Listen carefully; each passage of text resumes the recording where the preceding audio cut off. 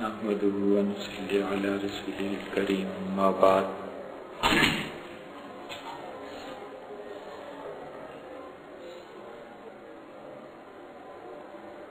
عقائد کے باب میں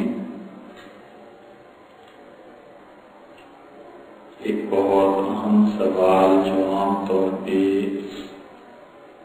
لوگوں کے ذہن میں بھی آتا ہے اور حضرت شاہ ولی اللہ محدث دہلوی رحمۃ اللہ علیہ نے جہاں پر خلافت کی بحث فرمائی ہے اس میں بھی انہوں نے اس کا تذکرہ کیا ہے۔ وہ دو اعتراضات ہیں جو حضرات صحابہ کرام رضی اللہ عنہ کے باب میں آتے ہیں۔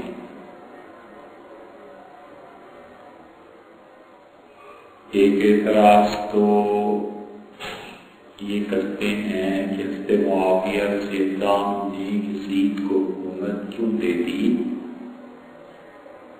اور پھر اسی سے بات آگے بڑھتی ہے اور لوگ جو کچھ بھی یزید نے کیا اسے حضرت معاویہ رضی اللہ عنہ کے کھاتے میں ڈالتے ہیں۔ اور دوسری بات جو عقائد کے سلسلے میں سوال اٹھتا ہے وہ یہ کہ سیدنا حسین بن علی رضی اللہ عنہ کی شہادت کے وقت باقی عالم اسلام میں کیا ہو رہا تھا، صحابہ کرام رضی اللہ عنہ خاموش کیوں تھے؟ ان دونوں سوالات کے جوابات کے لیے بہت طویل تاریخ پڑھنی پڑتی ہے، اور بات اگر بہت بھی مختصر رکھیں تو حضور اقدس صلی اللہ علیہ وسلم نے بنو امیہ کو جو عہدے دیے تھے وہاں سے شروع ہوتی ہے، اور اموی جتنے بھی تھے اور جو کچھ بھی تھے، لیکن حضور صلی اللہ علیہ وسلم یہ جانتے تھے کہ ان کے بعد خلافت کے دور میں بعض واقعات جو پیش آنے ہیں اللہ نے پہلے ہی انہیں اطلاع دے دی تھی، اور بنو ہاشم اور بنو امیہ کے جو جھگڑے تھے ان میں حضور صلی اللہ علیہ وسلم نے یہ پیش بندی فرما دی تھی کہ محض ایک جملے میں بہت بڑے سیاسی دھچکے کو روک دیا تھا۔ وفات سے کچھ عرصہ پہلے ہی، کچھ دن پہلے ہی آپ نے انصار رضی اللہ عنہ کو جمع کیا اور ان سے کہا کہ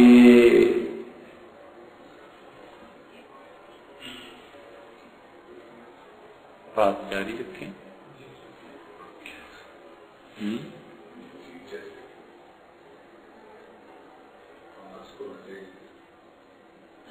انصار رضی اللہ عنہ کو جمع کیا اور رسول اللہ صلی اللہ علیہ وسلم نے ان سے کہا کہ تم میرے بعد دیکھو گے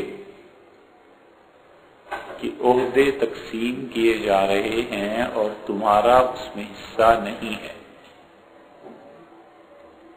تو اس موقع پر تم کیا عمل کرو گے؟ صحابہ کرام رضی اللہ عنہ نے عرض کیا کہ اللہ کے رسول آپ زیادہ بہتر جانتے ہیں، تو آپ نے فرمایا کہ جب ایسی صورتحال پیش آ جائے تو تم صبر کرنا یہاں تک کہ حوض کوثر پر مجھ سے ملاقات ہو۔ اور اس حدیث کی وجہ سے انصار رضی اللہ عنہ عہدے لینے سے گھبراتے رہے۔ خلافت راشدہ انہیں کہتی رہی کہ تم عہدے لے لو، مگر انہوں نے عہدے نہیں لیے۔ حکیم ابن حزام رضی اللہ عنہ کا حال یہ تھا کہ رسول اللہ صلی اللہ علیہ وسلم نے انہیں، یہ مہاجر تھے لیکن اس بات سے منع کیا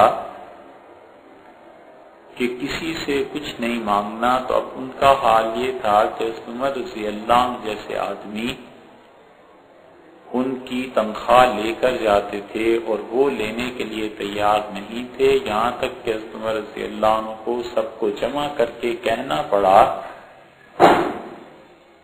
کہ اللہ کے ہاں گواہ رہنا اس بات پر کہ میں انہیں ان کا حق دیتا تھا اور یہ خود نہیں لیتے تھے۔ تو الغرض عہدوں سے اتنا اجتناب تھا کہ سرکاری عہدہ گویا کہ بالکل اس کے قریب نہیں جانا، ذمہ داری کا احساس تھا۔ اور صحابہ کرام رضی اللہ عنہ یہ اچھی طرح جانتے تھے کہ خلافت جس چیز کا نام ہے یہ مہاجرین میں رہے گی، انصار میں نہیں۔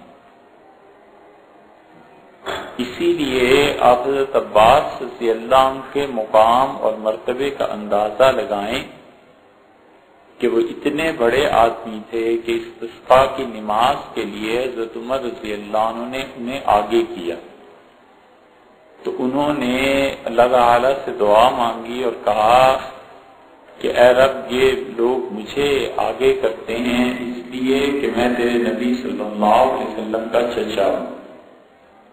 اور عمر رضی اللہ عنہ نے بھی یہی کہا کہ اللہ جب رسول صلی اللہ علیہ وسلم زندہ تھے تو ہم ان کے وسیلے سے دعا مانگتے تھے، اب وہ نہیں رہے تو ان کے چچا عباس رضی اللہ عنہ کو آگے لاتے۔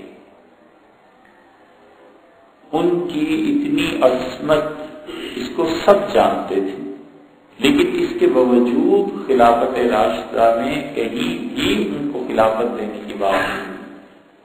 حافظ ابن حجر رحمۃ اللہ علیہ نے فتح الباری میں لکھا ہے کہ اس کی وجہ یہ تھی کہ حضرت عباس رضی اللہ عنہ مہاجرین میں سے نہیں تھے۔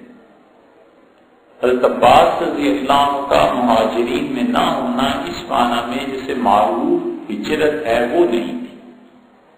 یہ الگ بات ہے کہ عمر کے آخری حصے میں انہوں نے ہجرت کی اور نکلے مکہ مکرمہ سے اور مدینہ منورہ سے رسول اللہ صلی اللہ علیہ وسلم تشریف لائے فتح مکہ کے لیے، اور راستے میں ملاقات ہوئی تو آپ نے فرمایا کہ جیسے میں خاتم النبیین ہوں اسی طرح آپ خاتم المہاجرین ہیں۔ تو ہجرت تو ہوئی ان کی، لیکن اس درجے کی ہجرت جو مہاجر صحابہ کرام رضی اللہ عنہ تھے ایسے نہیں تھی۔ اسی لیے اللہ تعالی نے جو فرمایا کہ وعد اللہ الذین آمنوا منکم، تم میں سے جو لوگ ایمان لائے ہیں اور جنہوں نے اعمال صالحہ کیے ہیں، اللہ انہیں زمین میں یقیناً خلافت دے گا۔ تو جب یہ آیت نازل ہوئی تھی تو یہ مکہ مکرمہ میں، تو اس سے مطلب یہی انہوں نے سمجھا تھا کہ خلافت مہاجرین میں رہے گی اور مہاجرین ہی میں رہی۔ اس لیے اگر خلافت کو دیکھا جائے کہ لوگ کہتے ہیں فلاں کے پاس بھی فلاں کے پاس بھی، تو خلفاء کل ہوئے کتنے؟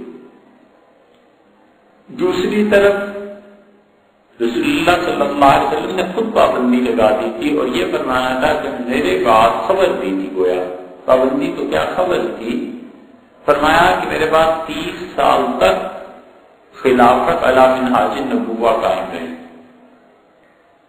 اس 30 سال میں کون کون خلیفہ بنا؟ سیدنا ابوبکر رضی اللہ عنہ بنے، حضرت عمر رضی اللہ عنہ بنے۔ حضرت عمر رضی اللہ عنہ کی وفات پر انہوں نے 6 آدمیوں کو شورا میں مقرر کر دیا تھا، اور جب خلافت کی بحث ہوئی ہے تو 3 حضرات نے اپنا نام ہی واپس دے دیا۔ عبدالرحمن ابن عوف رضی اللہ عنہ نے کہا میں تو کسی صورت خلافت لوں گا ہی نہیں۔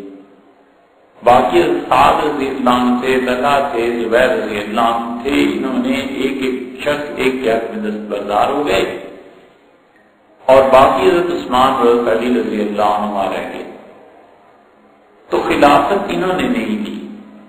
ایک ہی شخص تھا جس کے بارے میں حضرت عمر رضی اللہ عنہ نے خود سفارش فرمائی تھی، اور وہ بخاری میں الفاظ یہ آئے ہیں کہ انہوں نے کہا کہ یہ ایسے 6 6 آدمی ہیں کہ حضور صلی اللہ علیہ وسلم کا انتقال ہوا اور ان سب سے راضی تھے، اور میں نے جو سعد رضی اللہ عنہ کو کوفہ کی امارت سے ہٹا دیا تھا، اس کی وجہ یہ نہیں ہے کہ سعد اہل نہیں تھے، وجہ یہ تھی کہ کوفہ والے اس اہل نہیں تھے کہ اتنا بڑا آدمی ان پہ مقرر ہوتا، اور اگر سعد کو خلافت ملے تو یہ اس کے اہل ہیں۔ یہ حضرت عمر رضی اللہ عنہ کے الفاظ تھے، ان کے متعلق گویا کہ یہ ایک طرح کی تجویز تھی۔ حضرت عمر رضی اللہ عنہ نے بنو امیہ کو عہدے دیے، خود حضور صلی اللہ علیہ وسلم نے عہدے دیے، پھر بنو امیہ، ان کے عہدوں میں ایک موقع ایسا بھی آیا کہ حضرت عمر رضی اللہ عنہ نے یہ فیصلہ کرنا تھا کہ کس کو عہدے دیے جائیں، تو حضرت سعد رضی اللہ عنہ سے کہا کہ مسئلہ کیا ہے، تو انہوں نے کہا جو اتنا نیک اور متقی اور پاکیزہ انسان، اس کو جب بھیجتا ہوں حکومت دے کے تو لوگ اس کے قابو میں نہیں آتے، اور اس سے کم درجے کا متقی اور پرہیزگار بھیجتا ہوں تو لوگوں پہ وہ اچھی حکمرانی کر لیتا ہے، تو میں کروں کیا؟ کم درجے کا متقی ہو، لوگوں میں حکومت کے کام ہو سکتے ہوں، اس کو بھیجوں یا اعلیٰ درجے کا متقی اور حکومت نہ چلے؟ پھر سعد رضی اللہ عنہ کے مشورے سے، شورا سے، انہوں نے یہ طے کیا کہ میں ان لوگوں کو بھیجوں گا جو چاہے کم متقی ہوں لیکن عوام میں حکومت کا روب اور اثر اور جو حکمرانی کے کام ہو کر سکے۔ بنو امیہ کو عہدے ملے، اور امویوں میں جو عہدے ملے ہیں یہ حضرت معاویہ رضی اللہ عنہ کے بھائی تھے، یزید بن ابی سفیان کو بھی ملا، حضرت معاویہ رضی اللہ عنہ کو بھی ملا، اور عمر رضی اللہ عنہ گئے ہیں جب بیت المقدس اس کی فتح پہ، تو انہوں نے معاویہ رضی اللہ عنہ کی باتیں دیکھی تو اس پر اشکال بھی ظاہر کیا کہ یہ اتنا صحیح طور پر رہنا اور یہ حکومت کا رکھ رکھاؤ اور گروہ اور دبدبا اور یہ اتنے اچھے لباس، یہ سب کیا ہے؟ تو انہوں نے کہا امیر المومنین، ہمارا واسطہ سرحد میں عیسائیوں سے پڑتا ہے، اور اگر ہم اپنا روب اور داستان نہ رکھیں تو ان کی جرت بڑھ جاتی ہے۔ تو عمر رضی اللہ عنہ نے اس کی اجازت ان لوگوں کو دی۔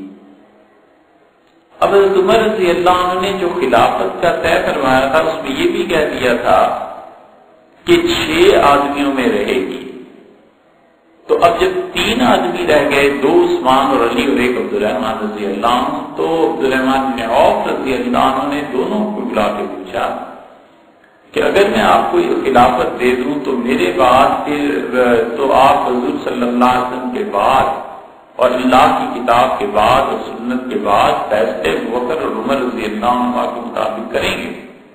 حضرت علی رضی اللہ عنہ نے کہا بس صرف کتاب و سنت۔ وجہ اس کی یہ بھی تھی کہ حضرت علی رضی اللہ عنہ خود بہت بڑا علم اور اجتہاد تھا، اور وہ ایسے شخص تھے کہ حضرت عمر رضی اللہ عنہ جیسے آدمی ان سے فتوے پوچھتے، اس کا انکار نہیں کیا جا سکتا۔ اور پھر حضرت عثمان رضی اللہ عنہ سے پوچھا تو ان کا بالکل میں ان دونوں کے مطابق کام کروں گا۔ تو خلافت کا فیصلہ عبد الرحمن بن عوف رضی اللہ عنہ نے انہی کے حق میں کر دیا۔ حضرت عثمان رضی اللہ عنہ خود اموی تھے، اب انہوں نے ان گورنرز کو، ان حکمرانوں کو بالکل تبدیل نہیں فرمایا جو حضرت عمر رضی اللہ عنہ مقرر کر گئے تھے۔ ان سے پوچھا گیا تو انہوں نے کہا میں اس اکھاڑ پچھاڑ کو پسند نہیں کرتا۔ امیر المومنین نے جو فیصلے کیے تھے عمر رضی اللہ عنہ نے بس وہی بہت کم کہیں وہ تغیر لائے ہیں، وگرنہ ان کی خلافت میں بالعموم وہ لوگ چلتے رہے ہیں جنہیں حضرت عمر رضی اللہ عنہ مقرر کر دیا، پھر کسی کا انتقال ہو گیا، کوئی اور وجہ ہو گئی، سیاسی طور پہ ملک کا پھیلاؤ ہو گیا، فتوحات ہونے لگی، افریقہ بہت بڑا علاقہ فتح ہو گیا، تو اب حضرت عثمان رضی اللہ عنہ نے لوگ مقرر کیے، مگر امویوں کا اثر اور رسوخ بڑھ گیا۔ حضرت عثمان رضی اللہ عنہ جو آخری دور ہے اس میں حضرت معاویہ رضی اللہ عنہ آئے۔ اور جتنی سیاسی بالغ نظری کی بات انہوں نے کی اور کسی نے نہیں. انہوں نے کہا امیر المومنین اب یہ جو آ گئے ہیں مدینہ منورہ میں آپ کے خلاف لوگ، تو آپ ایسے کریں کہ انہوں نے رائے دی ان کا آپ خلافت چھوڑ.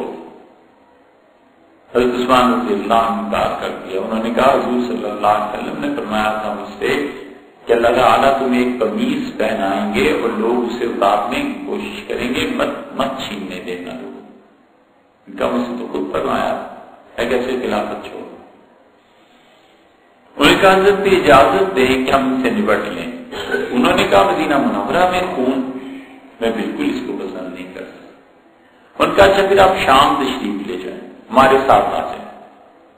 تو گویا کہ انہوں نے دارالخلافت تجویز کیا شام کہ مدینہ منورہ کی اس تقدس کی وجہ سے اس حیثیت کو ختم کر لیں. حضرت عثمان رضی اللہ عنہ نے مانے اور انہوں نے کہا رسول اللہ صلی اللہ علیہ وسلم تو میرے برابر میں ہیں، ہمسائے ہیں، اور یہ ہمسائے میں نہیں چھوڑ سکتا. تو انہوں نے کہا پھر آپ شہادت کے لیے تیار ہیں. آپ کبھی سوچیں تو یہ وہ ٹھیک وہ فیصلہ ہے جو حضرت علی رضی اللہ عنہ نے بعد میں کیا. حضرت علی رضی اللہ عنہ کی کوئی رائے ایسی نہیں ملتی، لیکن انہوں نے خلافت کے بعد جو پہلا قدم اٹھایا اتنا اہم وہ یہ کہ خلافت جو تھی مدینہ منورہ سے انہوں نے دارالخلافہ کو کوفہ منتقل کروا دی.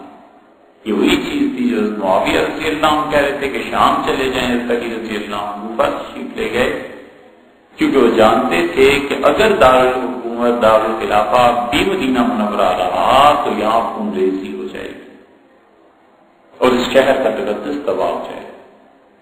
حضرت علی رضی اللہ عنہ نے یہی کیا. اب حضرت علی رضی اللہ عنہ کے دور میں بھی عموی حکمران رہے ہیں سوائے اس کے کہ انہوں نے معاویہ رضی اللہ عنہ کو ان کے عہدے سے وہاں سے ہٹانا چاہا، لیکن اس کے علاوہ عمومی طور پر ان لوگوں نے کسی کو نہیں چھیڑا، بس چلتے رہے جو کام چلتے رہے. اور حضرت علی رضی اللہ عنہ کی خلافت جو تھی وہ ایسے منعقد ہوئی کہ لوگ بہت زیادہ اصرار کرتے رہے اور ہفتہ بھر کوئی خلیفہ نہیں تھا. آپ اس خلافت راشدہ کو دیکھیں گے تو اس میں پہلے خلیفہ حضرت ابوبکر رضی اللہ عنہ ہے، دوسرے حضرت عمر رضی اللہ عنہ ہے. حضرت عمر رضی اللہ عنہ نے یہ وصیت کی تھی کہ میرا جنازہ حضرت صہیب رضی اللہ عنہ پڑھائیں گے یا خبیب رضی اللہ عنہ پڑھائیں گے، جو بھی تھے. 3 دن تو بھی خلافت رہی، کم ہو یا زیادہ خلافت تو تھی. پھر چوتھے خلیفہ حضرت عثمان رضی اللہ عنہ بنتے ہیں، 5ویں حضرت علی رضی اللہ عنہ بنتے ہیں، 6ٹھے حضرت حسن رضی اللہ عنہ بنتے ہیں، 7ویں خلیفہ عبداللہ بن زبیر رضی اللہ عنہ بنتے ہیں. 9 سال خلافت رہی ہے.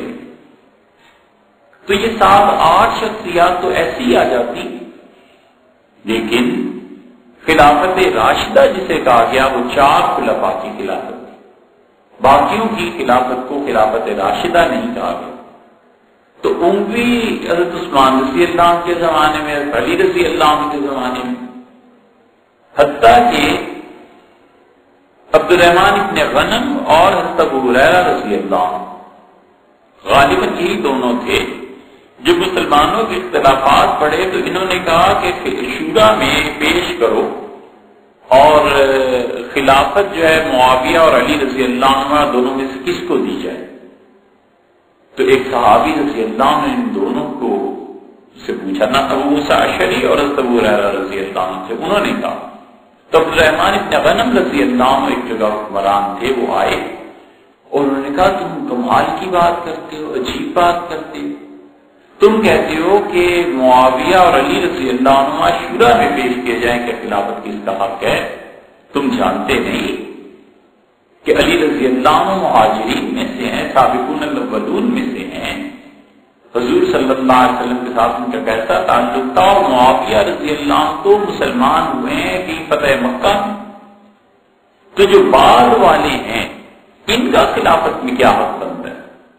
کئی جگہ یہ روایت آئی ہے سمت آبا، ان دونوں نے رجوع کیا، توبہ کی اللہ سے اور کہا ہمارا دھیان اس طرف نہیں ہے۔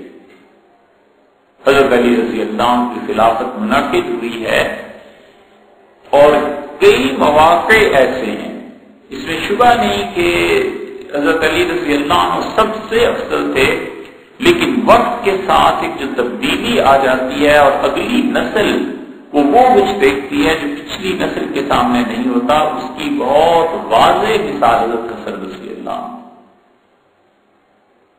کئی مقامات پر اگر آپ پڑھیں گے تو سیاسی طور پر وہ اتنے بالغ نظر تھے کہ وہ اپنے والد حضرت علی رضی اللہ عنہ کے سیاسی فیصلوں سے ان کے سیاسی فیصلے آگے نکل گئے۔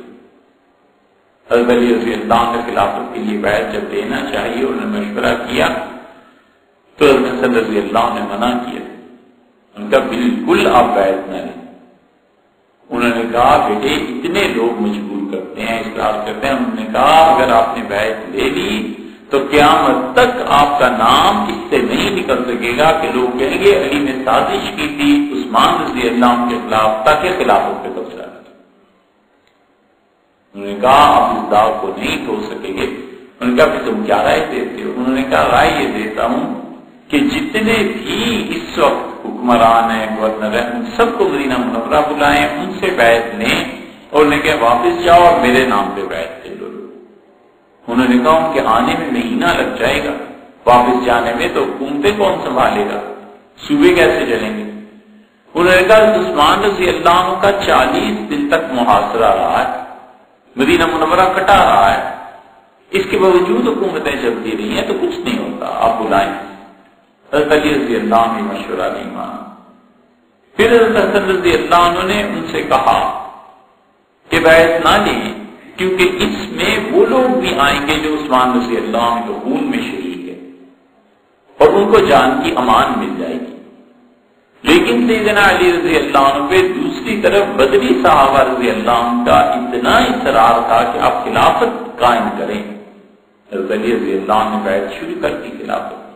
اسی لیے وہ کہتے تھے کہ خدا کی قسم کوئی شخص اس وقت دنیا میں ایسا نہیں ہے جو بدر میں رسول اللہ صلی اللہ علیہ وسلم کے ساتھ ہو اور اس نے میرے ہاتھ پہ بیعت نہ کی خلافت کے لیے۔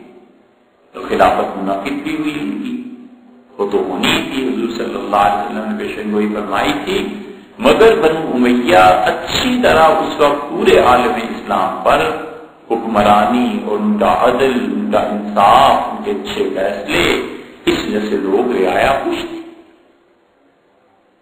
سیاسی صورتحال یہ ہو چکی، اس لیے سب جانتے تھے کہ حضرت علی رضی اللہ عنہ خلافت کے کتنے مستحق ہیں اور ان کا حق بنتا ہے۔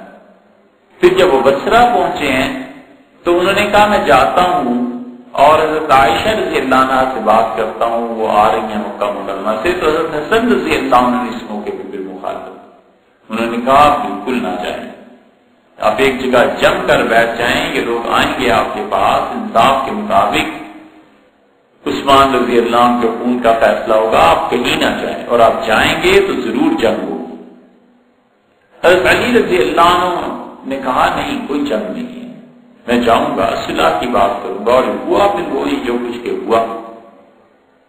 تو حضرت علی رضی اللہ عنہ کی بیعت ایسی زبردست چیز تھی کہ میدان جنگ میں جب حضرت زبیر رضی اللہ عنہ سامنے آیا تو انہوں نے گھوڑا پکڑ لیا زبیر رضی اللہ عنہ کا، اور نے کہا کہ تمہیں یاد ہے رسول اللہ صلی اللہ علیہ وسلم نے اور میں اور تم اکٹھے گئے تھے تو فرمایا تھا کہ وہ اس دن کیا ہوگا جس دن زبیر تمہارے سامنے آئے گا اور تم اس کے سامنے ہو، اور پھر آپ نے فرمایا تھا کہ زبیر ایسا دن آ جائے تو پلٹ جانا، نہ جسے مقابلہ کر۔ تو زبیر رضی اللہ عنہ کو اچانک ایسے آیا جسے بہت بھولی ہوئی بات کسی کو یاد آ جائے، تو انہوں نے کہا میں اللہ سے توبہ کرتا ہوں، واقعی کرنا تھا۔ وہ واپس پلٹے اور لوگوں نے انہیں مار دیا۔ یہی بات حضرت طلحہ رضی اللہ عنہ کے ساتھ ہوئی۔ حضرت زبیر رضی اللہ عنہ کوئی معمولی آدمی تھوڑی تھے، خلافت کے لیے جس شخص کا نام آیا ہو، حضرت عمر رضی اللہ عنہ نے تجویز کیا ہو، وہ کوئی معمولی آدمی نہیں تھے۔ اللہ کے ساتھ ان کا اتنا قرب تھا کہ انہوں نے اسی دن بخاری میں آتا ہے لشکر میں کھڑے ہو کر یہ کہا، اپنے بیٹے عبداللہ کو بلایا اور کہا عبداللہ کہ میں سمجھتا ہوں آج کے دن بس صرف وہ مارا جائے گا جو مظلوم ہوگا۔ تو سارے عرب غلامی اور آقائیت کا نظام چلتا تھا، تو زبیر رضی اللہ عنہ کا بیٹے اکبر ہمی علی الدین، سب سے بڑا بوجھ میری طبیعت پہ اس وقت قرض کا ہے کہ کیا ہوگا، تو جب لوگ آئیں قرض کے لیے تو میرے آقا سے کہنا میرا قرض ادا کر۔ تو عبداللہ ابن زبیر رضی اللہ عنہ نے بڑے تعجب سے پوچھا کہ مم مولا، آپ کا آقا کون ہے؟ یعنی آپ تو آزاد ہیں۔ ان کا آنی اللہ، میری مراد اللہ سے، اللہ سے کہنا کچھ کرے۔ تو ہوا ان کا قرض بھی ادا کر، لمبی حدیث بخاری میں آئی ہے، لیکن بڑا اثر تھا عالم اسلام پہ ان کا۔ تو زبیر رضی اللہ عنہ واپس ہو گئے۔ دوسری طرف طلحہ رضی اللہ عنہ سے، طلحہ رضی اللہ عنہ کو جب تیر لگایا اور گھٹنے سے ان کے خون بہنے لگا تو گر گئے، اور وہ گھٹنے پہ ہاتھ رکھتے تھے تو ٹانگ سوج جاتی تھی، ہٹاتے تھے تو خون بہتا تھا۔ تو ایک آدمی گزر رہا تھا، انہوں نے کہا تم کون ہو؟ انہوں نے کہا اپنا نام بتایا، کہنے لگے مما تم کس کے ساتھ ہو، تمہارے ساتھ کون ہے؟ ان کا سیدنا علی رضی اللہ عنہ کے لشکر میں سے۔ تو انہوں نے کہا ہاتھ بڑھاؤ اور میں بیعت کرتا ہوں تمہارے ہاتھ پہ علی رضی اللہ عنہ کی خلافت کے لیے۔ انہوں نے بھی بیعت کی۔ حضرت علی رضی اللہ عنہ کو جب یہ اطلاع پہنچی تو بار بار اس بات کو دہراتے تھے اور کہتے تھے دیکھو اللہ نے انکار کر دیا کہ اللہ کو جنت میں اس وقت تک نہیں لے جائے گا جب تک وہ میری بیعت نہ کرے، دیکھو اللہ نے ایسا کر دیا۔ تو طلحہ رضی اللہ عنہ بھی ایسے ہو گئے۔ پھر جو ہوا ہے وہ سیدنا علی رضی اللہ عنہ نے جس وقت لاشیں دیکھی تو بہت روئے، اور انہوں نے طلحہ رضی اللہ عنہ کے بیٹے محمد کی لاش جب دیکھی تو انہوں نے کہا کہ خدا کی قسم تم جیسا عبادت کرنے والا لڑکا میں نے نہیں دیکھا۔ تو حضرت رضی اللہ عنہ نے کہا میں آپ کو اسی وجہ سے روکتا تھا کہ آپ مت جائیں، اور اگر آپ میری بات مان لیتے تو آپ یہ کچھ نہ دیکھتے۔ پھر حضرت علی رضی اللہ عنہ کا کاش میں 20 سال پہلے ہی ختم ہو گیا ہوتا، آج کا دن نہ دیکھنا پڑتا۔ تو حضرت رضی اللہ عنہ کا میں اسی وجہ سے آپ کو کہتا تھا نہ نہیں۔ حضرت حسن رضی اللہ عنہ کا اپنا دور آ گیا تو حضرت معاویہ رضی اللہ عنہ کے سامنے تھے، اور 6 مہینے تک یہ فوجیں اور وہ فوجیں سامنے رہی۔ حضرت معاویہ رضی اللہ عنہ بڑا علم تھا، بڑی بردباری، نہیں لڑے، حتیٰ کہ حضرت حسن رضی اللہ عنہ نے فیصلہ کیا اور انہوں نے کہا کہ صلح کر لیتے ہیں، اور پھر صلح ہو گئی۔ بنو امیہ پوری طرح اس وقت پوری طرح وہ غالب تھے اسلامی معاشرے۔ حضرت معاویہ رضی اللہ عنہ جب انتقال ہوا ہے تو انہوں نے 3 سال پہلے اپنے انتقال سے سوچا اس بات کو کہ اب حکومت کدھر جائے گی، خلافت کس کو ملے۔ اب اگر وہ خلافت دیتے بنو ہاشم کو تو پورے ملک میں طوفان اٹھ کھڑا ہوتا۔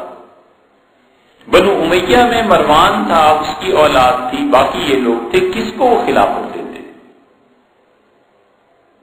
انہوں نے اس کا اپنے طور پر بہترین حل یہ نکالا کہ انہوں نے اپنے بیٹے یزید کے لیے تجویز کیا۔ وجہ اس کی یہ تھی بنیادی طور پہ کہ اگر وہ تجویز نہ کرتے تو پھر کس کو کرتے؟ ان کے وفات کے ساتھ ہی پوری خلافت ٹکڑوں میں تقسیم ہو جاتی۔ اسی لیے انہوں نے یزید کو بلا کے کہا کہ میرے بیٹے میرے بعد تمہارے خلاف جو لوگ اٹھ سکتے ہیں اس وقت عالم اسلام میں وہ فلاں فلاں فلاں فلاں آدمی ہیں۔ اگر وہ خلافت بنو ہاشم کو دیتے تو بنو امیہ اٹھ کھڑے ہوتے، بنو امیہ ہی کو دے جاتے تو ان بھی آپس میں لڑ پڑتے، خلافت تقسیم ہو جاتی۔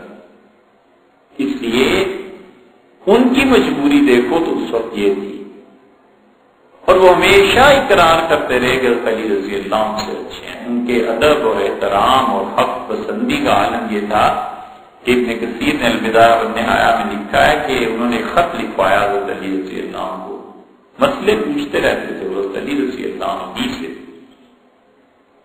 تو کاتب نے ان کے سیکرٹری نے لکھا کہ امیر المومنین معاویہ کی طرف سے امیر المومنین علی رضی اللہ عنہ کے نام تو انہوں نے قلم لیا اور اپنے نام کے ساتھ امیر المومنین کاٹ دیے اور نے کہا تم علی کو نہیں پہچانتے، میں تو پہچانتا ہوں، اور امیر المومنین وہی ہیں اس وقت۔ ان کی زندگی میں معاویہ رضی اللہ عنہ نے اپنے نام کے ساتھ امیر المومنین نہیں لکھا، یہ ان کا عادت تھا۔ حتیٰ کہ ان کی وصیت پڑھیں تو وفات سے پہلے لوگوں کو جو باتیں کی انہوں نے وصیت لکھی، انہوں نے کہا میں اس شخص کے بعد خلافت میں آیا ہوں کہ جو آدمی مجھ سے اچھا تھا، مجھ سے بہتر تھا۔ سیدنا علی رضی اللہ عنہ کا وفات تک افضلیت کا وہ فرماتے رہے ہیں، اس لیے کہ سب جانتے تھے کہ کس کا کیا درجہ ہے۔ تو یزید کی یہ جو بیعت تھی یہ اس مجبوری سے پیش آ گئی تھی، ورنہ ایسے نہیں ہے کہ یزید کوئی اہل تھا، حکومت جاتی کس طرح۔ اسی لیے جب عبد الرحمن بن ابو بکر رضی اللہ عنہ سے بیعت کے لیے مدینہ منورہ گئے ہیں لوگ، تو انہوں نے کہا کہ معاویہ رضی اللہ عنہ نے بھیجا ہے اور عبد الرحمن آپ بیعت کر لیں، تو انہوں نے کہا کہ مروان نے ان سے کہا کہ بیعت کر لیں، تو انہوں نے انکار کر دیا، انہوں نے کہا میں تو بیعت نہیں کرتا۔ تم سے کہا گیا کہ کیوں؟ اس نے کہا کہ مروان نے کہا غالباً کہ یہ ابوبکر اور عمر رضی اللہ عنہ کی سنت ہے۔ اب اس کا مطلب یہ تھا کہ خلافت کے لیے بیعت کسی نہ کسی کی تو کرنی ہے اور یہ سنت سے ثابت ہے۔ عبد الرحمن بن ابوبکر رضی اللہ عنہ یہ سمجھے کہ یہ یزید کی بیعت کو سنت کہہ رہے ہیں، تو انہوں نے کہا یہ باپ کے بعد بیٹے کو خلافت ملنا یہ کیسر و کسرا کی سنت ہے، ابوبکر اور عمر رضی اللہ عنہ نے اپنی اولادوں کو خلافت نہیں دی۔ پھر ان کا انتقال ہو گیا۔ اب رہ کون گیا تھا؟ یا تو اس سے سعد رضی اللہ عنہ رہ گئے تھے پرانے لوگوں میں، سعد رضی اللہ عنہ نے انکار کر دیا، پھر نابینا بھی ہو گئے تھے آخری حیات میں، تو وہ خلافت میں نہیں آئے۔ عبد الرحمن بن عوف رضی اللہ عنہ کے انتقال 32 ہجری میں ہو گیا تھا، 36 ہجری میں خود حضرت علی رضی اللہ عنہ کا انتقال ہو گیا تھا۔ یزید پیدا ہوئے 26 ہجری میں، تو 26 ہجری جو ہے عثمان رضی اللہ عنہ کی خلافت کا ابتدائی دور ہے، تو 26 ہجری میں پیدا ہوا ہے اور 61 ہجری میں اسے خلافت ملی ہے، تو یہ 33-34 سال کا جوان تھا، لڑکا تھا، ہو گئی بیعت۔ اب جب اطلاع پہنچی حضرت معاویہ رضی اللہ عنہ کی، تو یہ پہلی بات کا جواب ہے۔ جو لوگ اعتراض کرتے ہیں کہ حضرت معاویہ رضی اللہ عنہ نے خلافت کیوں دے دی تھی، تو یہ بھی تو ساتھ بتائیں اس وقت پورے عالم اسلام میں کون سا ایسا آدمی تھا جس پہ امت متفق ہو جاتی؟ بنو امیہ بھی متفق ہو جاتے اور بنو ہاشم بھی متفق ہو جاتے، نہیں ہو سکتے۔ انہوں نے اس لیے یہ راستہ یہ راہ اختیار کی، اور ان کے ذہن میں یہ تھا کہ امت میں ابھی تک مردنی طاری نہیں ہے، مردہ نہیں ہے۔ میرے بعد اگر یزید کی خلافت نہیں ہے نہ صحیح، لوگ اپنے لیے خلیفہ چنیں گے، لوگوں میں جان ہے۔ حضرت معاویہ رضی اللہ عنہ کا اپنا یہ حال تھا کہ انہوں نے ایک جمعے میں کہا کہ لوگوں اگر میں کتاب و سنت کے خلاف فیصلے کروں تو تم کیا کرو گے؟ لوگ چپ رہے، پھر دوسرے جمعے پھر تیسرے جمعے میں پوچھا انہوں نے، تو ایک آدمی کھڑا ہو گیا اور اس نے کہا اپنی لاٹھی یا تلوار دکھائی، سے کہا تم کر کے دیکھو پھر ہم تمہیں سیدھا کر دیں گے۔ انہوں نے کہا میں نے 3 جمعے اس لیے تم لوگوں سے پوچھا ہے کہ اللہ کا شکر ہے ابھی وہ لوگ زندہ ہیں جو مجھے سیدھا کر سکتے، اور میں ڈر گیا تھا کہ رسول اللہ صلی اللہ علیہ وسلم نے بتایا تھا ایسے حکمران بھی ہوں گے جو فیصلے منمانی سے کریں گے اور لوگ نہیں بولیں گے تو برے برے حکمران ہوں گے، تو میں ان میں سے نہ بن جاؤں۔ اب حضرت معاویہ رضی اللہ عنہ کے پاس اس کے علاوہ حل ہی کوئی نہیں تھا کہ وہ کس کو خلافت دیتے، کس کو کہتے کہ میری جگہ پہ بیٹھ جاؤ۔ 20 سال انہوں نے حکمران کی ہے، اور حضرت عمر رضی اللہ عنہ کے بعد سب سے زیادہ فتوحات جو ہوئی ہیں وہ اس امویوں ہی کے دور میں، حضرت عثمان اور حضرت معاویہ رضی اللہ عنہ کے عہد میں کوئی حل نہیں۔ اس لیے اور رہ گئی دوسری بات کہ باقی صحابہ رضی اللہ عنہ کیا کر رہے تھے، تو وہ وہی کر رہے تھے جو انہیں کرنا چاہیے تھا۔ جو لوگ اس اعتراض کو کرتے ہیں، اس وقت عالم اسلام میں جتنے صحابہ رضی اللہ عنہ زندہ تھے ان میں ایسے لوگ تھے جنہوں نے سیاسی طور پر 2 راستے اپنائے۔ کچھ تو ایسے تھے جنہوں نے یزید کی مخالفت کی، اور کچھ ایسے تھے جنہوں نے کہا کہ اس وقت جو نظام چل رہا ہے بس اسے کسی طرح چلنے دو، نہ چھوڑو۔ کیونکہ رجب میں انتقال ہوا ہے معاویہ رضی اللہ عنہ کا، اور رجب کے مہینے میں ابھی 2 دن باقی تھے، 28 رجب کو حضرت حسین رضی اللہ عنہ چلے ہیں مدینہ منورہ سے۔ جب انتقال کی اطلاع آئی تو اس وقت ولید بن عتبہ بن ابو سفیان تھا مدینہ منورہ میں، تو ولید کو خط لکھا یزید نے کہ ان سے بیعت لو۔ 4 آدمی بڑے نمایاں، 3 عبداللہ ابن زبیر، عبداللہ ابن عباس، عبداللہ ابن عمر رضی اللہ عنہ، یہ تینوں بہت نمایاں ہستیاں تھیں، عالم اسلام کا رجوع تھا ان کی طرف، اور چوتھے حسین ابن علی رضی اللہ عنہ۔ ان 4 کے علاوہ باقی تھے صحابہ رضی اللہ عنہ، لیکن ان 4 کی طرف نگاہ اٹھتی تھی تو اس نے عبداللہ ابن زبیر اور حسین ابن علی رضی اللہ عنہ دونوں کو بلایا اور کہا یزید کی بیعت کر لیں، کیونکہ معاویہ رضی اللہ عنہ کے انتقال ہو گیا، یہ سب رجب ہی کا قصہ ہے۔ تو دونوں نے انکار کیا۔ حضرت زبیر رضی اللہ عنہ کے بہت 9 بیٹے تھے ان کے، تو مدینہ منورہ میں ہی رہتے تھے۔ انہوں نے کہا کہ اچھا ہم سوچیں گے اس بارے میں کیا کرنا ہے۔ حضرت حسین ابن علی رضی اللہ عنہ سے کہا تو انہوں نے کہا جب اور لوگ بیعت کریں گے تو پھر میں بھی آؤں گا۔ ولید نے جانے دیا۔ مروان نے کہا ولید انہیں پکڑ لو اور بیعت کرو، اور اگر یہ بیعت نہ کریں تو اس سر اڑا دو، اور اگر یہ چلے گئے تو پھر تم دیکھو گے کیا ہوگا۔ تو ولید نے کہا اللہ کی قسم پوری دنیا سونے کی بن کے بھی مجھے مل جائے نا، اور پوری دنیا کی حکومت بھی مل جائے تو میں اس کے باوجود حسین ابن علی رضی اللہ عنہ کو شہید نہیں کر سکتا۔ تم جانتے نہیں یہ کون؟ تو ولید میں جیسا بھی تھا وہ، لیکن نرمی تھی۔ یزید کو جب پتا چلا تو اس نے مکہ مکرمہ کے گورنر کو دونوں جگہ کی حکمرانی دے دی، اور مکہ مکرمہ میں اس وقت سعید بن عاص کے بیٹے تھے عمر بن سعید بن العاص، اس کو حکمرانی دے دی، اور اسے کہا دونوں شہر تم سنبھال دو حرمین شریفین میں۔ اور پھر جب مدینہ منورہ گیا ہے تو حضرت حسین رضی اللہ عنہ اور عبداللہ ابن زبیر رضی اللہ عنہ جا چکے تھے۔ ولید کو جب پتا چلا کہ یہ دونوں چلے گئے ہیں، پہلے پتا چلا عبداللہ ابن زبیر کا تو اس نے فوج کو بھیجا پکڑو، لیکن یہ ایک غیر معروف راستے سے مکہ مکرمہ پہنچ گئے۔ اور حسین رضی اللہ عنہ نے رجب کا مہینہ گزارا ہے، بس 2 راتیں رہتی تھی رجب میں، اور پھر وہ چلے ہیں، اور وہ شعبان کے پہلے ہفتے میں پہنچے ہیں مکہ مکرمہ۔ شعبان، رمضان، شوال، ذوالقعدہ، 4 مہینے پورے انہوں نے مکہ میں گزارے ہیں۔ اور پہلا شخص جس نے اسے روکا اور کہا کہاں جاتے ہیں، تو کہنے لگے میں عراق والوں نے مجھے خطوط لکھے ہیں اور عراق والوں کیا جاتا۔ انہوں نے کہا ہمارا کوئی امام نہیں، ہمارا کوئی امیر نہیں، معاویہ رضی اللہ عنہ کا انتقال ہو گیا، آپ آئیں۔ تو محمد بن حنفیہ یہ پہلے شخص تھے جنہوں نے روکا اور کہا حسین مت جاؤ۔ جانتے ہو انہوں نے والد کے ساتھ کیا کیا، علی رضی اللہ عنہ کے ساتھ، پھر بڑے بھائی کے ساتھ، حسن رضی اللہ عنہ کے ساتھ۔ اور انہوں نے عجیب بات کی، انہوں نے کہا کہ لوگ ہمارے نام پر روٹی کمانا چاہتے ہیں، یعنی مطلب یہ ہے کہ ہمیں استعمال کریں گے اور ہمارے نام کو استعمال کریں گے، حضور صلی اللہ علیہ وسلم کی نسبت کو استعمال کریں گے، دنیا کے فائدے اٹھائیں گے، باقی ان کو کوئی نہیں ہے کہ خلافت میں کیا ہو رہا ہے کیا نہیں۔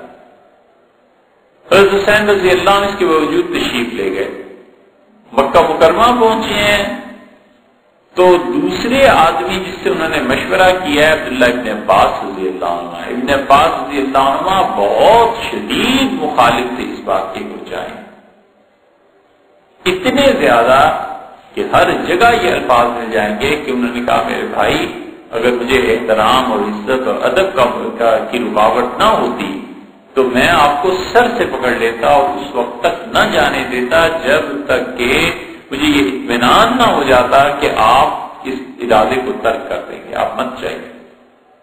تیسرے آدمی جس نے انہوں نے منع کیا عبداللہ ابن زبیر رضی اللہ عنہ، انہوں نے کہا آپ مت جائیں، آپ کو پتا نہیں آپ کے والد کے ساتھ انہوں نے کیا کیا اور بھائی کے ساتھ کیا کیا۔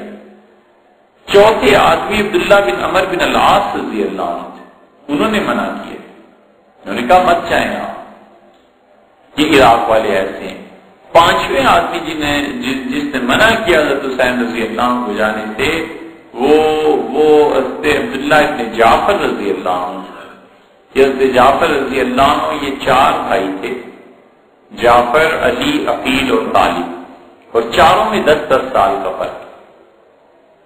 تو جعفر تو چچا تھے، تو جعفر کے بیٹے عبداللہ ابن جعفر رضی اللہ عنہ یہ تو بھائی ہوئے گویا. حضور صلی اللہ علیہ وسلم بچوں کو بیعت نہیں کرتے تھے، لیکن 4 بچوں کو رسول اللہ صلی اللہ علیہ وسلم نے بیعت فرمایا ہے. عبداللہ ابن جعفر کو اور عبداللہ ابن عباس کو اور حسن کو اور حسین رضی اللہ عنہ، ان چاروں کو بچپن میں ہی بیعت فرما دیا تھا رسول اللہ صلی اللہ علیہ وسلم نے، وگرنہ وہ بچوں کو بیعت نہیں کرتے تھے. تو اتنی بڑی شخصیت اس اعتبار سے تو عبداللہ ابن جعفر کی تھی، انہوں نے منع کی.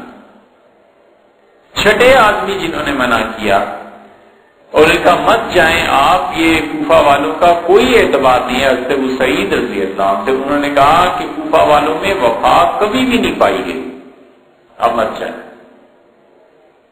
7ویں آدمی جنہوں نے منع کیا ان کو وہ عمرہ بنت خاتون تھی، عمرہ بنت عبد الرحمن بن ابو بکر رضی اللہ عنہ کی بیٹی تھی. تو عائشہ رضی اللہ عنہ کی بھتیجی ہوئی، انہوں نے انہیں پالا، پرورش کیا، بہت اچھی طرح رکھا. اور اکثر احادیث حضرت عائشہ رضی اللہ عنہ کی بہت سے معاملات میں یہ عمرہ بنت عبد الرحمن کی روایات ہیں. انہوں نے جب سنا تو انہوں نے آ کے حضرت حسین رضی اللہ عنہ سے بات کی. انہوں نے کہا مت چاہیے آپ، میں نے خود ام المومنین عائشہ رضی اللہ عنہ سے سنا تھا جو کہتی تھی کہ رسول اللہ صلی اللہ علیہ وسلم نے فرمایا تھا کہ میری اولاد کا خون بابل میں بہہ جائے گا، تو آپ ادھر ہی جا رہے ہیں، یہ تو لوگ آپ کو نہیں چھوڑیں گے. سب کا منع کرنا ہے، سب نے انہیں منع کیا.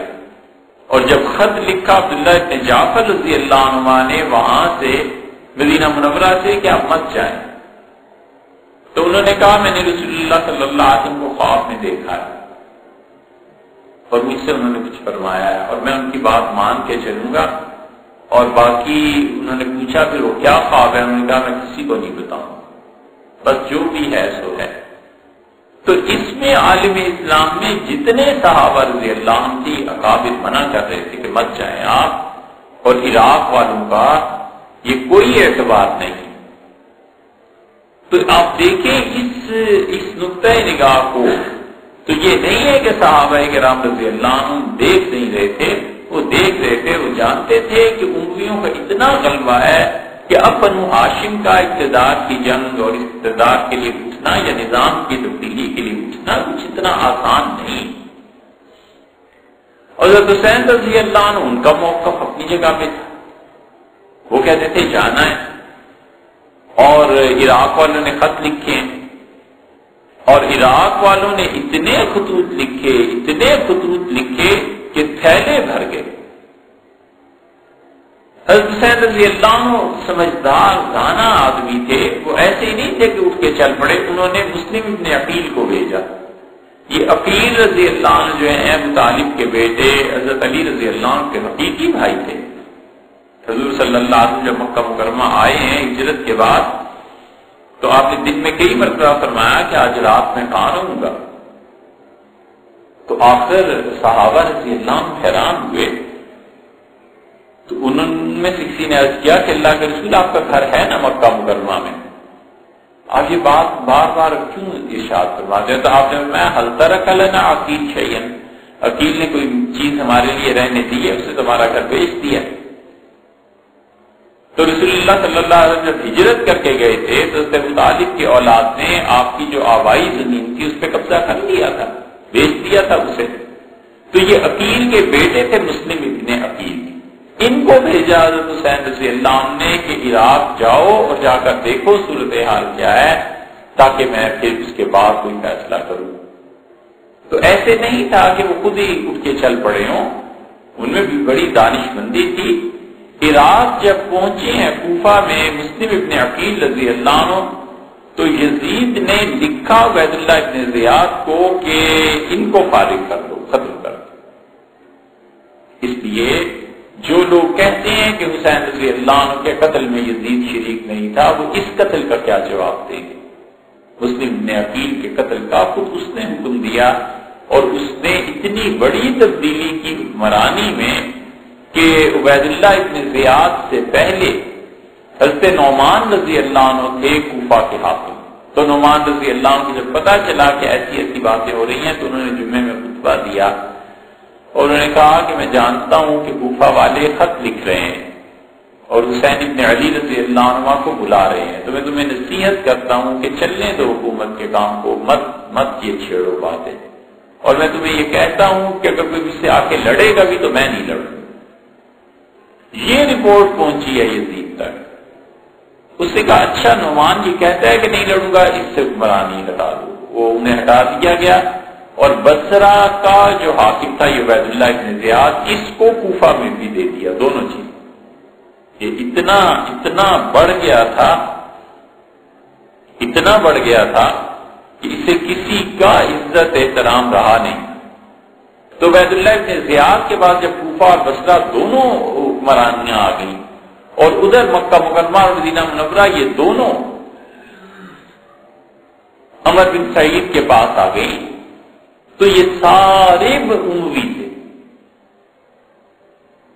اب جب مسلم ابن عقیل رضی اللہ عنہ پہنچے ہیں کوفہ میں تو انہوں نے کہا کہ صورتحال کیا ہے. ہانی بن عروہ کے ہاں وہ ٹھہرے تھے، تو اس نے کہا میں بلاتا ہوں جن لوگوں نے خط لکھے تھے. لوگ آئے، بیعت شروع ہوئی خلافت کی. 4000 9000 10,000 اور ہوتے ہوتے 18,000 آدمیوں نے بیعت کی کہ اگر حسین ابن علی رضی اللہ عنہ آئے اور آپ ان کے نمائندے ہیں تو ہم اس نظام کے خلاف آپ کا ساتھ دیں گے. عبید اللہ ابن زیاد کو پتا چل گیا اور وہ تیز آدمی تھا، شاطر. اس نے منہ لپیٹا اور 17-18 سواروں کے ساتھ وہاں سے آیا. جب وہ کوفہ میں داخل ہوا تو واللہ عالم لوگ یہ سمجھے ہیں یا کسی نے شوشہ اڑا دیا یا اس کی اپنی سازش تھی کہ لوگ سمجھے حسین ابن علی رضی اللہ عنہ آ گئے. اب وہ جدھر جاتا تھا حسین ابن علی سمجھ کے لوگ سلام کر رہے ہیں، جدھر جاتا تھا لوگ سلام کر رہے ہیں. آخر جب حضرت مسلم ابن عقیل رضی اللہ عنہ دیکھا تو انہوں نے کہا یہ تو حسین ابن علی نہیں ہے، یہ تو اور ہے کوئی. پتا چلا یہ عبید اللہ ابن زیاد ہے. لیکن شام تک تو سارے شہر میں پھر کے اس کو براہ راست خبر ہو چکی تھی کہ کون کون اس شہر میں حضرت حسین رضی اللہ عنہ کا طرف تھا. اس نے مسلم بن عقیل کو بلا لیا. تو مسلم بن عقیل جب گئے ہیں تو 18,000 آدمیوں کی بیعت کے بعد ان کے سردار تھے. تو انہوں نے کہا میں نے جانا ہے، آج حکمران ہے، اس نے بلایا لوگوں میرے ساتھ چلو. تو 4,000 آدمی گئے. 14,000 آدمیوں نے کہا نہیں یہ نہیں ہو سکتا، ہم آپ کے ساتھ کام جائیں، بس لے جائیں. یہی ہوتا ہے عوامی تحریکوں کے نتیجے. لوگ عین موقع پر آ کر ساتھ چھوڑ دیتے ہیں. اس لیے جو لوگ یہ سمجھتے ہیں نا کہ عوام کی بنیاد پر کوئی کام ہو جائے گا تو عوام کی بنیاد بہت چیزیں سوچنی اور دیکھنی پڑتی. عبید اللہ ابن زیاد نے جب دیکھا کہ 14,000 آدمی ایک دن میں اس سے ہٹ گئے ہیں تو وہ بھی تھا تیز. اس نے کہا فوج والوں سے، پولیس والوں سے کہ ذرا تھوڑی بہت سختی کرو، دیکھو ہوتا کیا. ہوتے ہوتے ان کے پاس 300 یا 400 آدمی رہ گئے. شام کا اندھیرا ہوا تو 10 آدمی رہ گئے. 10 آدمیوں کو پولیس نے مارا، وہ بھی بھاگ گئے. اور مسلم ابن عقیل رضی اللہ عنہ کے متعلق ہر جگہ یہ آتا ہے کہ کوفہ میں کوئی اپنے گھر پہ رکھنے کو تیار نہیں تھا. تو انہوں نے ایک دروازہ کٹایا تو ایک عورت تھی طوا، اس سے انہوں نے بتایا کہ میں کون ہوں اور حضور صلی اللہ علیہ وسلم میری کیا نسبت ہے. اس نے کہا اندر آ جاؤ اور رات رہو. اور اگلے دن صبح اس نے کہا آپ نکل جاؤ، جہاں جانا ہو چلے جاؤ، میں نے رات کے لیے پناہ دی تھی، اس سے زیادہ کچھ نہیں کر سکتے. تو ابن زیاد نے کہا کہ پکڑ لو آپ اسے. وہ پکڑا، پھر ان کے ساتھ انہیں مارا. پھر انہوں نے وہ رو رہے تھے جب، تو کسی نے کہا کہ اگر اتنی کم ہمتی تھی اب روتے ہو. تو انہوں نے کہا میں اپنے آپ کو نہیں روتا، میں تو روتا ہوں کہ میں حسین ابن علی کو خط لکھوا چکا ہوں کہ کوفہ میں لوگ 18,000 ہیں، آپ کی بیعت کے لیے تیار ہیں، آپ آ جائیں. تو میں صرف یہ کہتا ہوں کہ خدا کا واسطہ دیتا ہوں، بس اتنا کرو، انہیں خط لکھ دو کہ وہ نہ آئے، بس اتنا کرو۔ اب یہ ہو رہا ہے 8 ذی الحج کے قریب سارا کچھ کوفہ میں، اور حضرت حسین رضی اللہ عنہ 9 یا 8 ذی الحج کو مکہ مکرمہ چھوڑ کر چل رہے ہیں کوفہ کی طرف۔ اب یہاں سب کچھ یہ ہو رہا ہے، کوئی اطلاع نہیں، اور محمد ابن اشعث نے کہا کہ عبید اللہ اگر اجازت دے تو میں خط لکھوں گا۔ یزید نے خط لکھا عبداللہ ابن عباس رضی اللہ عنہ کو مکہ مکرمہ میں۔ ساری چیزوں کو دیکھنا چاہیے نا۔ یزید نے خط لکھا عبداللہ ابن عباس رضی اللہ عنہ کو کہ حضرت ہاشمیوں میں اب آپ ہی سب سے بڑے آدمی ہیں، آپ حسین ابن علی کو روکیں، نہ جانے دیں انہیں کوفہ والے کسی کا ساتھ نہیں دیں گے۔ یہ خط انہوں نے پڑھا اور حضرت حسین رضی اللہ عنہ کا حسین مت جاؤ۔ جب حضرت حسین رضی اللہ عنہ نہیں مانے، انہوں نے کہا اتنا کوفہ والوں نے مجھ پہ اعتبار کیا اور خط لکھ دیا مدینہ منورہ اپنے گھر والوں کو کہ سب آ جاؤ۔ تو عبداللہ ابن عباس رضی اللہ عنہ نے کہا اللہ کی قسم حسین تم اس طرح کوفہ میں شہید ہو جاؤ گے جس طرح اپنی بیویوں، بیٹیوں، بچیوں کے درمیان امیر المومنین عثمان رضی اللہ عنہ شہید ہو گئے۔ کم سے کم گھر والوں کو نہ آپ لے کے جائیں۔ انہوں نے کہا آپ عجیب بات کرتے ہیں، اتنے لوگ اعتماد کرنے والے۔ تو یزید نے وہ خط لکھا عبداللہ ابن عباس رضی اللہ عنہ کو، اور عبداللہ ابن جعفر گئے مدینہ منورہ میں حکمران کے پاس اور اسے کہا کہ آپ حسین کو پناہ دے دیں۔ انہیں کہ نہ جائیں کوفہ میں، ہماری مانتے نہیں ہو۔ اس نے کہا حضرت ایسے کریں، یہ بڑی بات ہے جو اس نے کی۔ اس نے کہا آپ ایسے کریں حضرت، آپ خط لکھ کر لے آئیں جو آپ لکھنا چاہتے ہیں، میں آپ پہ اعتبار کرتا ہوں، میں مہر لگا دوں گا دستخط کر۔ عبداللہ ابن جعفر رضی اللہ عنہ نے خود خط لکھا، ان کا حسین مت جائیں اور یہ لوگ دھوکہ آپ کو دے دیں گے عین موقع پہ اور بہت فساد اور فتنہ ہوگا، آپ مدینہ منورہ واپس آ جائیں۔ یہ خط بھی حضرت حسین رضی اللہ عنہ تک پہنچا ہے۔ یزید کا بھی انہیں پتا تھا 8 ذی الحج کو یا 9 ذی الحج 8 ذی الحج کو نکلے ہیں مکہ مکرمہ سے۔ تو عبداللہ ابن عمر رضی اللہ عنہ جو ملے ہیں تو انہوں نے گلے لگایا اور رو پڑے اور کہنے لگے ایک شہید کو اللہ کے حوالے کرتا۔ ابن عباس رضی اللہ عنہ نے کہا نہ جاؤ، کم سے کم اپنے خاندان والوں کو چھوڑ جاؤ۔ عبداللہ ابن زبیر رضی اللہ عنہ نے یہی کہا۔ حضرت حسین رضی اللہ عنہ نکلے اور ابھی تنعیم ایک جگہ ہے مکہ مکرمہ، وہاں پہنچے تھے تو کچھ لوگ آئے، فرمایا کہاں سے آ رہے ہو؟ ان کا عراق سے۔ تو انہوں نے کہا وہاں کیا صورتحال ہے؟ انہوں نے کہا حضرت لوگوں کے دل آپ کے ساتھ ہیں لیکن تلوار اگر نکلی تو آپ کے اوپر چلے گی۔ حضرت حسین رضی اللہ عنہ چپ ہو گئے۔ پھر وہ آگے گئے تو حکومت کے اونٹ آ رہے تھے تو انہوں نے اونٹ والوں کو پیسے دیے اور کہا یہ سب سامان ہمارے ساتھ لے کے چلو۔ حتیٰ کہ وہ کربلا سے کوئی 4 میل کے فاصلے پر تھے تو انہیں مسلم بن عقیل کا خط ملا جو انہوں نے لکھوایا تھا کہ حضرت آپ نہ آئیں۔ تو انہوں نے کہا اب تو میں پہنچ گیا ہوں، اب کیا ہو سکتا ہے؟ تو ادھر سے عبید اللہ ابن زیاد نے وہ لشکر جو جا رہا تھا جنگ کرنے کے لیے اسے روک دیا، اور اس میں شمر بھی تھا۔